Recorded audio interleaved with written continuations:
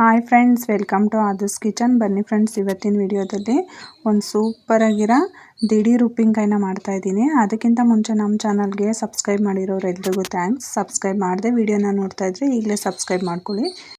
Video ನೋಡಿದ್ಮೇಲೆ ಒಂದು like ಮಾಡೋದನ್ನ ಮರಿಬೇಡಿ.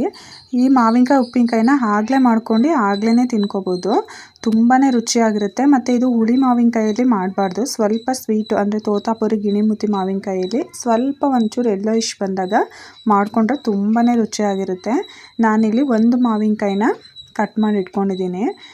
ನೋಡಿ, ಈ ಥರ ಸ್ವಲ್ಪ ಯೆಲ್ಲೋಯಿಶ್ ಬಂದಿರಬೇಕಾದ್ರೆ ಹಣ್ಣಾಗಿರಬಾರ್ದು, ಗಟ್ಟಿನೇ ಇರಬೇಕು. ಒಳಗಡೆ ಸ್ವಲ್ಪ ಯೆಲ್ಲೋಯಿಶ್ ಬಂದಿರಬೇಕು.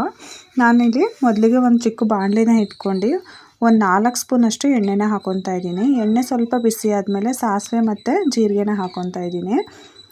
ಸಾಸಿವೆ ಜೀರಿಗೆ ಸ್ವಲ್ಪ ಚಟಪಟ ಅಂತ ಸಿಡಿದ ಮೇಲೆ ಕರ್ಬೇವಿನ ಸೊಪ್ಪನ್ನು ಹಾಕ್ಕೊತಾ ಇದ್ದೀನಿ. ಕರ್ಬೇವಿನ ಸೊಪ್ಪನ್ನು ಸ್ವಲ್ಪ ಚೆನ್ನಾಗಿ ಫ್ರೈ ಆಗಬೇಕು. ಈ ಮಾವಿನಕಾಯಿ ಉಪ್ಪಿನಕಾಯಿ ಅಂತೂ ತುಂಬಾ ರುಚಿಯಾಗಿರುತ್ತೆ ಫ್ರೆಂಡ್ಸ್. ಅಂದರೆ ಒಂದು ತಿಂತಾಯಿದ್ರೆ ಊಟದ ಜೊತೆ ಮತ್ತೆ ಊಟಕ್ಕೆ ಅಲ್ಲದೇ ಬರೀ ಮಾವಿನಕಾಯಿನೇ ತಿಂತಾ ಇರೋಣ ಅನ್ನೋಷ್ಟು ಚೆನ್ನಾಗಿರುತ್ತೆ ಉಪ್ಪಿನಕಾಯಿ. ನಾನಿಲ್ಲಿ 1 ಗೆಡ್ಡೆ ಬೆಳ್ಳುಳ್ಳಿನ ಜಜ್ಜಿ ಹಾಕ್ಕೊತಾ ಇದ್ದೀನಿ. ಮಕ್ಕಳಿಗೂ ಎಲ್ಲರಿಗೂ ತುಂಬಾ ಇಷ್ಟ ಆಗುತ್ತೆ. ಒಂದು ಸಲ ತಿಂದರೆ ಮತ್ತೆ ತಿಂತಾನೇ ಇರೋಣ ಉಪ್ಪಿನಕಾಯಿನ ಅನಿಸುತ್ತೆ, ಅಷ್ಟು ರುಚಿಯಾಗಿರುತ್ತೆ. ನಾನು ಆಗಲೇ ಹೇಳ್ದಂಗೆ ಹುಳಿ ಮಾವಿನಕಾಯಲ್ಲಿ ಮಾಡಬಾರ್ದು, ಚೆನ್ನಾಗಿರಲ್ಲ. ಸ್ವಲ್ಪ ಸ್ವೀಟು ಅಂದರೆ ತೋತಾಪುರಿ ಗಿಣಿಮುತಿ ಮಾವಿನಕಾಯಲ್ಲಿನೇ ಮಾಡ್ಕೋಬೇಕು. ಅದರಲ್ಲೂ ಸ್ವಲ್ಪ ಕಲರ್ ಬಂದಿದ್ರಂತೂ ಇನ್ನೂ ತುಂಬ ಚೆನ್ನಾಗಿರುತ್ತೆ. ಸ್ವಲ್ಪ ಅರಿಶಿನ ಪುಡಿನ ಹಾಕ್ಕೊಳ್ಳಿ. ಸ್ವಲ್ಪ ಅದು ಬೆಳ್ಳುಳ್ಳಿ ಎಲ್ಲ ಸ್ವಲ್ಪ ಚೆನ್ನಾಗಿ ಫ್ರೈ ಆಗಬೇಕು. ಈಗ ನಾನಿಲ್ಲಿ 1 ಸ್ಪೂನಷ್ಟು ಚಿಲ್ಲಿ ಪೌಡ್ರನ್ನ ಹಾಕ್ಕೊತಾ ಇದ್ದೀನಿ. ನಿಮಗೆ ಖಾರಕ್ಕೆ ಎಷ್ಟು ಬೇಕೋ ಅಷ್ಟು ನೋಡಿ ಹಾಕ್ಕೊಳ್ಳಿ. ನಾನಿಲ್ಲಿ ದಪ್ಪದು ಒಂದು ಮಾವಿನಕಾಯಿನ ಕಟ್ ಮಾಡಿ ಇಟ್ಕೊಂಡಿದ್ದೆ. ಒಂದು ಮಾವಿನಕಾಯಿನ ಸ್ವಲ್ಪ ದೊಡ್ಡಗಾರ ಕಟ್ ಮಾಡ್ಕೊಳ್ಳಿ, ಇಲ್ಲ ಚಿಕ್ಕದಾಕಾರ ಕಟ್ ಮಾಡ್ಕೊಳ್ಳಿ. ನಾನಿಲ್ಲಿ ಸ್ವಲ್ಪ ದೊಡ್ಡಕ್ಕೇ ಕಟ್ ಮಾಡ್ಕೊಂಡಿದ್ದೀನಿ. ಮಾವಿನಕಾಯಿನ ಹಾಕ್ಕೊಂಡು ಚೆನ್ನಾಗಿ ಮೀಡಿಯಮ್ ಫ್ಲೇಮಲ್ಲಿ ಇಟ್ಕೊಂಡು ಫ್ರೈ ಮಾಡ್ಕೋಬೇಕು. ಈ ಒಗ್ಗರಣೆಯಲ್ಲಿ ಸ್ವಲ್ಪ ಮಾವಿನಕಾಯಿ ಫ್ರೈ ಆಗಬೇಕು. ತಕ್ಷಣ ಒಗ್ಗರಣೆ ಹಾಕಿದ ತಕ್ಷಣ ಆಫ್ ಮಾಡಬಾರ್ದು ಗ್ಯಾಸ್ನ. ಸ್ವಲ್ಪ ಮಾವಿನಕಾಯಿ ಸಾಫ್ಟ್ ಆಗೋವರೆಗೂ ಫ್ರೈ ಮಾಡ್ಕೋಬೇಕು. ಕಲ್ಲರೇ ನೋಡಿ ಎಷ್ಟು ಚೆನ್ನಾಗಿ ಅನ್ನಿಸ್ತಾ ಇದೆ, ನೋಡ್ತಾ ಇದ್ರೇ ಬಾಯಲ್ಲಿ ನೀರು ಬರ್ತಾಯಿದೆ. ಸ್ವಲ್ಪ ರುಚಿಗೆ ತಕ್ಕಷ್ಟು ಉಪ್ಪನ್ನ ಹಾಕ್ಕೊಳ್ಳಿ. ತುಂಬಾ ರುಚಿಯಾಗಿರುತ್ತೆ ಫ್ರೆಂಡ್ಸ್. ನನಗಂತೂ ತುಂಬಾ ಇಷ್ಟ ಈ ಮಾವಿನಕಾಯಿ. ನನ್ನ ಮಗಳಂತೂ ಹೋಗ್ತಾ ಬರ್ತಾ ತಿಂತಾ ಇರ್ತಾಳೆ ಇದನ್ನು, ಅಷ್ಟು ಚೆನ್ನಾಗಿರುತ್ತೆ. ಮಕ್ಕಳಿಗೂ ತುಂಬಾ ಇಷ್ಟ ಆಗುತ್ತೆ.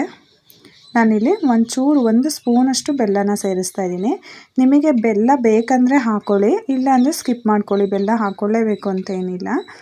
ಬೆಲ್ಲ ಹಾಕ್ಕೊಳ್ಳೋದ್ರಿಂದ ಒಂಥರ ಉಪ್ಪು, ಖಾರ, ಹುಳಿ, ಸ್ವೀಟು ಎಲ್ಲ ಇರುತ್ತಲ್ವ, ಹಾಗಾಗಿ ನನಗಿಷ್ಟ ಬೆಲ್ಲ ಹಾಕ್ಕೊಳ್ಳೋದು ಅಂತ ಬೆಲ್ಲನ ಹಾಕ್ಕೊತಾ ಇದ್ದೀನಿ.